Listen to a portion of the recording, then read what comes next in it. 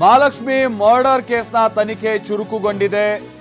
4 ಮೇಲೆ ಕುಟುಂಬಸ್ಥರಿಗೆ ಸದ್ಯ ಅನುಮಾನ ಇದೆ ಅನ್ನುವಂಥದ್ದು ಗೊತ್ತಾಗ್ತಾ ಇದೆ. ಯಾರು ಆ 4? ಮುಕ್ತಾ, ಶಶಿಧರ್, ಸುನಿಲ್, ಅಶ್ರಫ್.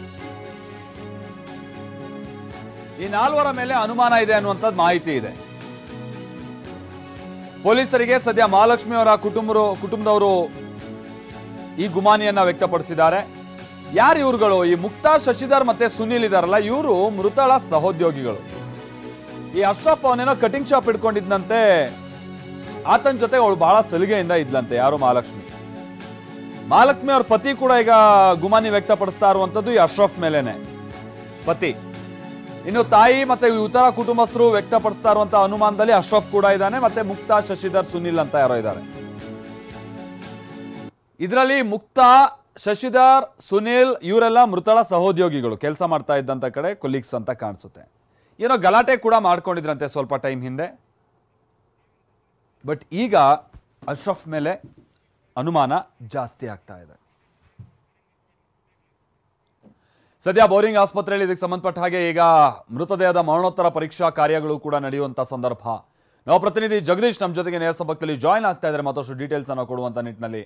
ಜಗದೀಶ್, ಎಲ್ಲವೂ ಕೂಡ ಒಂದು ಪ್ರಕ್ರಿಯೆಯ ಭಾಗ ಕೂಡ ಹೌದು. ಅದು ಹೇಗೆ ಸಾಗ್ತಾ ಇದೆ ಈ ಪೋಸ್ಟ್ ಮಾರ್ಟಮ್ ಮತ್ತೊಂದು, ಇದರ ಜೊತೆಗೆ ಪೊಲೀಸರು ಯಾವ್ಯಾವ ಆಯಾಮದಲ್ಲಿ ಸದ್ಯ ಈಗ ತನಿಖೆ ನಡೆಸ್ತಾ ಇದ್ದು, ಬಹುಶಃ ಈ ಅಶ್ರಫ್ ಮತ್ತೆ ಉಳಿದಂತವ್ರು ಇವರೆಲ್ಲ ಈಗ ಸಿಕ್ಕಿದಾರ ಪೊಲೀಸರ ಸಂಪರ್ಕಕ್ಕೆ? ಏನ್ ಕತೆ, ಏನ್ ಗೊತ್ತಾಗ್ತಾ ಇದೆ? ಖಂಡಿತ ಮಲ್ತೇಶ್, ಈ ಪ್ರಕರಣಕ್ಕೆ ಸಂಬಂಧಿಸಿದಂತೆ ಸಾಮಾನ್ಯವಾಗಿ ಒಂದು ಕೊಲೆ ಆಗಿದೆ ಅನ್ನುವಂತಹ ಸಂದರ್ಭದಲ್ಲಿ ಕುಟುಂಬಸ್ಥರಿಂದ ಒಂದಷ್ಟು ಅನುಮಾನಗಳು ಕೂಡ ವ್ಯಕ್ತವಾಗುತ್ತೆ. ಜೊತೆಗೆ ಮೃತರ ಜೊತೆಗೆ ಯಾರು ಸಾಕಷ್ಟು ಒಡನಾಟ ಇಟ್ಕೊಂಡಿದ್ರು, ಜಾಸ್ತಿ ಯಾರು ಆತ್ಮೀಯತೆಯಲ್ಲಿದ್ರು, ಜೊತೆಗೆ ಅವರು ನಿರಂತರವಾಗಿ ಯಾರ ಜೊತೆ ಸಂಪರ್ಕದಲ್ಲಿದ್ರು ಅನ್ನೋರ ಮೇಲೆ ಒಂದು ಆ ದೂರು ಕೂಡ ಅನುಮಾನಾಸ್ಪದವಾಗಿ ಇದ್ದಾರೆ ಅನ್ನುವಂಥ ನಿಟ್ಟಿನಲ್ಲಿ, ಅನುಮಾನ ಇದೆ ಅನ್ನುವಂಥ ನಿಟ್ಟಿನಲ್ಲಿ ಒಂದು ದೂರು ಕೊಡುವಂತಹ ಒಂದು ಪ್ರಕ್ರಿಯೆಗಳು ಕೂಡ ನಡೆಯುತ್ತೆ. ಇನ್ನು ಅದೇ ರೀತಿಯಲ್ಲಿ ಈಗಾಗಲೇ ಏನು ಮೃತ ಮಹಾಲಕ್ಷ್ಮಿ ಕುಟುಂಬಸ್ಥರೇನಿದ್ದಾರೆ ಪ್ರಮುಖವಾಗಿ 4 ಮಂದಿಯ ವಿರುದ್ಧವಾಗಿ ಒಂದು ಅನುಮಾನ ಕೂಡ ಈಗ ವ್ಯಕ್ತಪಡಿಸಿದ್ದಾರೆ. ಈ ಅನುಮಾನ ಹಿನ್ನೆಲೆಯಲ್ಲಿ ಈಗಾಗಲೇ ವಯಾಲಿಕಾವಲ್ ಪೊಲೀಸರು ಕೂಡ ಒಂದು ತನಿಖೆಯ ಹಂತವಾಗಿ ಏನು ಅನುಮಾನಕ್ಕೆ ಒಳಪಟ್ಟಿರುವಂತಹ ಅಂದ್ರೆ ಯಾರ್ಯಾರಿದ್ದಾರೆ ಅವ್ರನ್ನ ಕರ್ಕೊಂಡ್ಬಂದು ಒಂದು ವಿಚಾರಣೆ ಮಾಡುವಂತಹ ಒಂದು ನಿಟ್ಟಿನಲ್ಲಿ ಈಗಾಗಲೇ ಪ್ರೊಸೀಜರ್ ಅನ್ನು ಕೂಡ ಆರಂಭಿಸಿರುವಂತದ್ದು. ಆದ್ರೆ ಇಲ್ಲಿವರೆಗೂ ಕೂಡ ಶರೀಫ್ ಏನ್ ಅನುಮಾನ ವ್ಯಕ್ತಪಡಿಸಿರುವಂತಹ ಕುಟುಂಬ ವ್ಯಕ್ತಿ ಏನಿದ್ದಾನೆ ಆತ ಇನ್ನೂ ಪತ್ತೆ ಆಗಿಲ್ಲ. ಜೊತೆಗೆ ಆತನಿಗಾಗಿ ಕೂಡ ಒಂದು ಹುಡುಕಾಟವನ್ನು ಕೂಡ ನಡೆಸಲಾಗ್ತಾ ಇರುವಂತದ್ದು. ಮತ್ತೊಂದು ಕಡೆ ಈಗಾಗಲೇ ಏನು ಮರಣೋತ್ತರ ಪರೀಕ್ಷಾ ಒಂದು ಪ್ರಕ್ರಿಯೆ ಏನಿದೆ, ಈಗಾಗಲೇ ಬೋರಿಂಗ್ ಆಸ್ಪತ್ರೆಗೆ ವಯಾಲಿಕಾವಲ್ ಪೊಲೀಸರು ಕೂಡ ಬಂದಿದ್ದಾರೆ. ಆ ನಿಟ್ಟಿನಲ್ಲಿ ಈಗಾಗಲೇ ಕುಟುಂಬಸ್ಥರು ಕೂಡ ಬಂದಿದ್ದಾರೆ. ನೀವು ನೋಡಬಹುದು, ನೇಪಾಳ ಮೂಲದ ಮಹಾಲಕ್ಷ್ಮಿ ಕುಟುಂಬ 35 ವರ್ಷದ ಹಿಂದೆನೇ ಬೆಂಗಳೂರಿಗೆ ಬಂದಿದ್ರು. ಜೊತೆಗೆ ಈಕೆ ಕೂಡ ಇಲ್ಲಿ ಏನು ಕುಟುಂಬ ನೋಡಿದಂತೆಯೇ ಏನು ವಿವಾಹ ಕೂಡ ಆಗಿದ್ದು. ಅದೇ ರೀತಿಯಲ್ಲಿ ಸರಿಸುಮಾರು ಒಂದು 6 ವರ್ಷ ಕೂಡ ಸಂಸಾರ ಮಾಡಿದ್ರು. ಅದಾದ ಬಳಿಕವಾಗಿ ಕಳೆದ 9 ತಿಂಗಳ ಹಿಂದೆ ಏನು ಆಕೆ ಸಪರೇಟ್ ಆಗಿ ಉಳಿದುಕೊಳ್ತೀನಿ ಅನ್ನುವಂಥ ನಿಟ್ಟಲ್ಲಿ ಒಂದು ಮಾತುಗಳನ್ನು ಕೂಡ ಆಡಿದ್ದು. ಜೊತೆಗೆ ಗಂಡ ಹೆಂಡತಿಯ ನಡುವೆ ಒಂದಷ್ಟು ಮಾತುಕತೆಗಳು ಆಗಿ ಆಗ ಏನು ನೆಲಮಂಗಲದಲ್ಲಿ ಒಂದಿಷ್ಟು ಪ್ರಕರಣ ಕೂಡ ದಾಖಲಾಗಿತ್ತು. ಅದಾದ ಬಳಿಕವಾಗಿ ಏನು ಮಹಾಲಕ್ಷ್ಮಿ ವಯಾಲಿಕಾವಲ್ಗೆ ಶಿಫ್ಟ್ ಆಗ್ತಾರೆ. ಶಿಫ್ಟ್ ಆದಂತಹ ಬಳಿಕವಾಗಿ ಈಗ ಇರುವಂಥದ್ದು ಆಕೆಯ ಜೊತೆಗೆ ಒಬ್ಬ ಸಾಕಷ್ಟು ಒಂದು ಸಲಿಗೆಯಿಂದಿದ್ದ ಅಶ್ರಫ್ ಅಂತೇಳಿ. ಆ ಅಶ್ರಫ್ ಯಾರು ಅನ್ನುವಂಥ ನಿಟ್ಟಲ್ಲಿ ಈಗಾಗಲೇ ಸಾಕಷ್ಟು ಒಂದು ಅನುಮಾನ ಮೂಡಿರುವಂಥದ್ದು.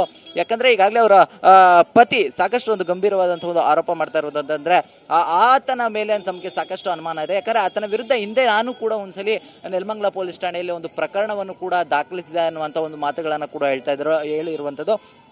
ಜೊತೆಗೆ ಈ ಸಾಕಷ್ಟು ಆತ್ಮೀಯವಾಗಿ ಮಹಾಲಕ್ಷ್ಮಿ ಜೊತೆ ಇದ್ದಂತಹ ವ್ಯಕ್ತಿ ಆತನೇ ಅಂತ ಹೇಳಿ ಕೂಡ ಈಗ ತಿಳಿದು ಬರ್ತಾ ಇರುವಂಥದ್ದು. ಇನ್ನು ಕುಟುಂಬದ ವಿಚಾರವನ್ನ ನೋಡೋದಾದ್ರೆ ಅವರು ಸಾಕಷ್ಟು ಅಂದ್ರೆ ನೆಲಮಂಗಲದಲ್ಲಿ ಮಹಾಲಕ್ಷ್ಮಿಯ ಕುಟುಂಬಸ್ಥರು ಎಲ್ಲರೂ ಕೂಡ ವಾಸವಿದ್ರು.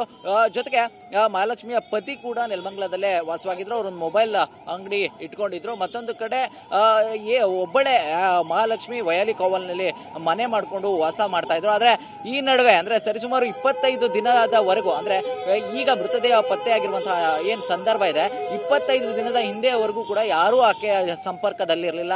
ಕೇವಲ ಅಶ್ರಫ್ ಮಾತ್ರ ಆಕೆಯ ಸಂಪರ್ಕದಲ್ಲಿದ್ದ ಅನ್ನುವಂಥ ಒಂದು ವಿಚಾರಗಳು ಕೂಡ ತಿಳಿದು ಬರ್ತಾ ಇರುವಂಥದ್ದು. ಹೀಗಾಗಿ ಆತ ಎಲ್ಲೋ ಒಂದು ಕಡೆ ಈ ಕೃತ್ಯ ಎಸಗಿದಾನ ಅನ್ನುವಂಥ ನಿಟ್ಟಲ್ಲಿ ಕೂಡ ಒಂದಷ್ಟು ಅನುಮಾನ ಕೂಡ ಮೂಡಿ ಬರ್ತಾ ಇರುವಂಥದ್ದು. ಜೊತೆಗೆ ಆಕೆಯ ಸಹೋದ್ಯೋಗಿಗಳು 3 ಜನರ ವಿರುದ್ಧವಾಗೂ ಕೂಡ ಈಗ ಒಂದು ಅನುಮಾನವನ್ನು ಕೂಡ ವ್ಯಕ್ತಪಡಿಸಿದ್ದಾರೆ. ಅನುಮಾನ ಇರುವಂತಹ ಹಿನ್ನೆಲೆಯಲ್ಲಿ ಅವರನ್ನು ಕರೆಸಿ ಒಂದು ವಿಚಾರಣೆಗೆ ಒಳಪಡಿಸುವಂತ ನಿಟ್ಟಲ್ಲಿ ಪೊಲೀಸರು ಕೂಡ ಮುಂದುವರೆದಿದ್ದಾರೆ. ಜೊತೆಗೆ ಈಗಾಗಲೇ ಇನ್ವೆಸ್ಟಿಗೇಷನ್ ನಲ್ಲಿ ಒಂದಷ್ಟು ವಿಡಿಯೋಗಳು ಕೂಡ ಸಿಕ್ಕಿರುವಂತದ್ದು. ಆ ಸಂದರ್ಭದಲ್ಲಿ ಆ ಕುಟುಂಬದ ಕಣ್ಣೀರಿನ ಎಲ್ಲ ಎಲ್ಲೋ ಒಂದು ಕಡೆ ಸಾಕಷ್ಟು ಒಂದು ಬೇಸರ ತರಿಸುತ್ತೆ ಅಂತಾನೆ ಹೇಳ್ಬೋದು. ತನ್ನ ಮಗಳು ಈ ರೀತಿಯಾಗಿ ಕೊಲೆ ಆಗಿದ್ದಾಳೆ ಅನ್ನುವಂಥದ್ದು, ಜೊತೆಗೆ ತನ್ನ ಸಹೋದರಿ ಈ ರೀತಿಯಾಗಿ ಕೊಲೆ ಆಗಿದ್ದಾಳೆ ಅನ್ನುವಂಥದ್ದು ಎಲ್ಲೋ ಒಂದು ಕಡೆ ಕುಟುಂಬದಲ್ಲಿ ಸಾಕಷ್ಟೊಂದು ಕಣ್ಣೀರಿನ ಮೌನ ಆವರಿಸಿದೆ ಅಂತಾನೆ ಹೇಳ್ಬೋದು. Maltesh, thank you Jagadish.